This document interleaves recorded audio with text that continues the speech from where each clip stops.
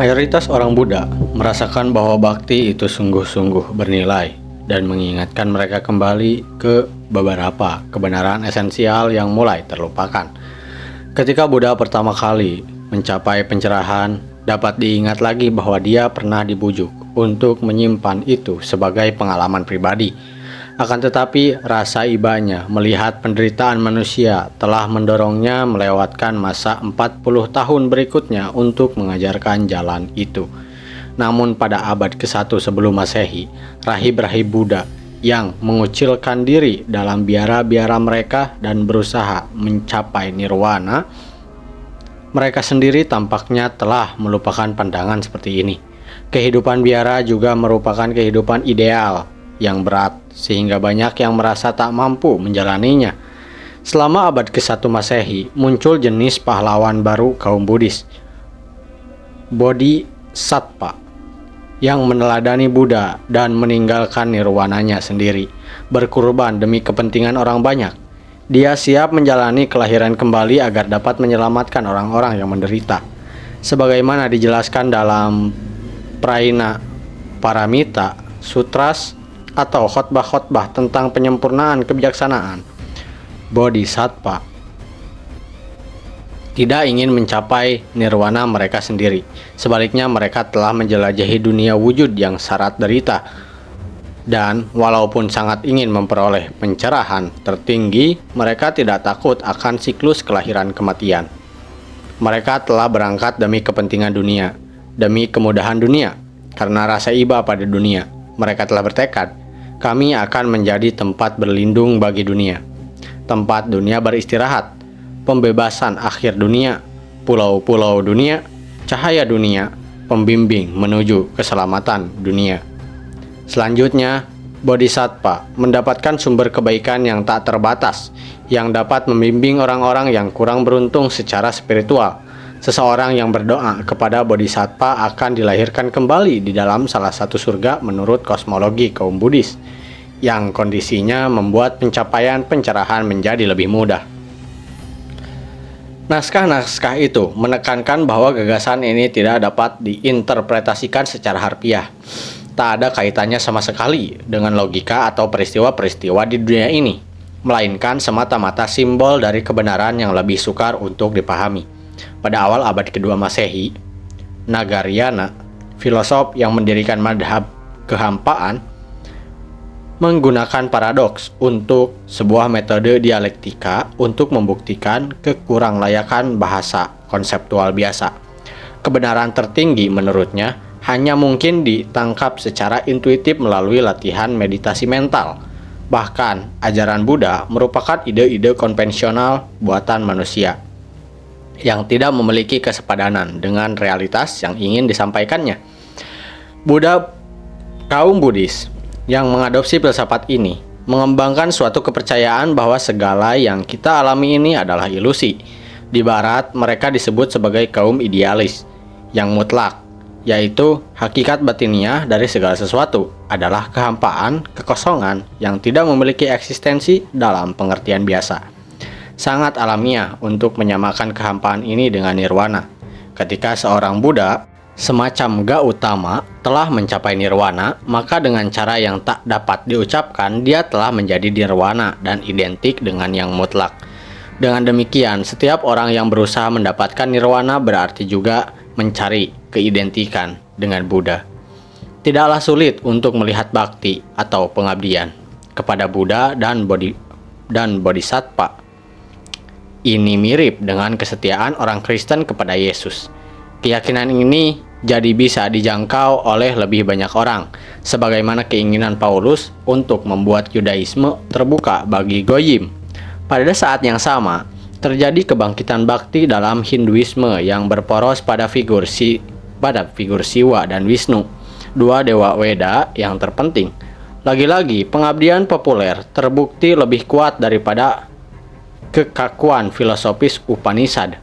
Orang Hindu selanjutnya mengembangkan sejenis trinitas, Brahman, Siwa, dan Wisnu, menjadi tiga simbol atau aspek dari satu realitas yang tak terucapkan. Terkadang lebih mudah untuk merenungkan misteri Tuhan dalam simbol Siwa, dewa paradoksal kebaikan dan kejahatan, kesuburan dan kezuhudan, yang merupakan pencipta dan perusak sekaligus. Dalam legenda populer, Siwa juga seorang yogi besar, sehingga dia juga mengilhami penyembahnya untuk melampaui konsep personal tentang kesucian melalui meditasi. Wisnu biasanya tampil lebih ramah dan ringan.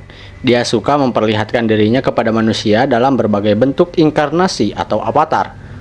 Salah satu personanya yang terkenal adalah karakter Krishna, yang dilahirkan dalam sebuah keluarga bangsawan, tetapi tumbuh sebagai seorang pengembala.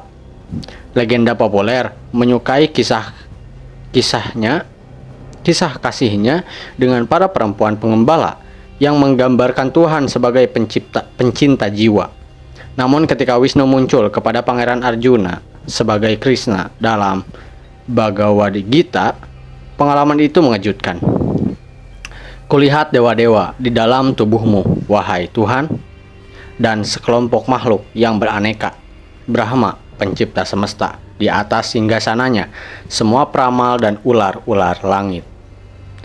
Segalanya dengan cara tertentu hadir di dalam tubuh Krishna. Dia tidak berawal atau berakhir. Dia memenuhi ruang dan mencakup semua dewa yang mungkin ada. Dewa badai yang riuh, dewa-dewa matahari, dewa-dewa terang, dan dewa-dewa ritual. Dia juga adalah jiwa manusia yang tak pernah lelah, esensi kemanusiaan. Segalanya berlari menuju Krishna, seperti sungai mengalir ke laut atau seperti serangga terbang menuju cahaya terang.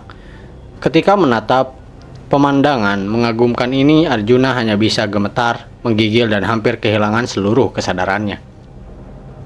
Perkembangan bakti menjawab kebutuhan terdalam manusia akan sejenis hubungan pribadi dengan Yang Maha Tinggi. Setelah menetapkan Brahman sebagai yang sungguh-sungguh transenden, muncul bahaya bahwa dia akan menjadi jauh, dan sebagaimana Dewa Langit zaman kuno, memudar dari kesadaran manusia. Evolusi Bodhisattva dalam Buddhisme dan avatarnya Wisnu tampaknya mewakili tahap lain dalam perkembangan agama, ketika orang-orang berpandangan bahwa yang mutlak itu pasti tak jauh berbeda dari manusia. Akan tetapi, doktrin dan mitos simbolik ini menyangkal bahwa yang mutlak dapat diekspresikan hanya melalui satu penampakan. Sebab ada banyak Buddha dan Bodhisattva, bahkan Wisnu memiliki bermacam-macam avatar. Mitos-mitos ini juga mengungkapkan sebuah keidealan bagi manusia yang tercerahkan atau dimuliakan, sebagaimana yang dimaksudkan baginya. Pada abad ke-1 Masehi, dalam Yudaisme terdapat rasa haus yang sama akan kedekatan dengan yang ilahi. Yesus sang manusia tampaknya telah memenuhi kebutuhan itu. Paulus, penulis Kristen paling awal, yang menciptakan agama yang kini kita kenal sebagai Kristen, percaya bahwa Yesus telah menggantikan Taurat sebagai wahyu pokok Tuhan tentang dirinya kepada dunia. Tidaklah mudah untuk mengetahui secara persis apa yang dia maksud dengan hal ini. Surat-surat Paulus lebih merupakan jawaban kontekstual terhadap persoalan-persoalan tertentu pada uraian koheren atas sebuah teologi yang utuh. Dia tentunya percaya bahwa Yesus adalah seorang Mesias. Kata Kristus adalah terjemahan dari bahasa Ibrani Mesiah yang diurapi. Paulus juga berbicara tentang Yesus sang pencipta seakan-akan dia lebih dari seorang manusia biasa. Meskipun sebagai orang Yahudi, Paulus tidak percaya bahwa Yesus adalah inkarnasi Tuhan. Dia selalu memakai kata di dalam Kristus untuk menjelaskan pengalamannya tentang Yesus. Orang Kristen hidup di dalam Kristus. Mereka dibaptis ke dalam kematiannya, gereja membentuk tubuhnya.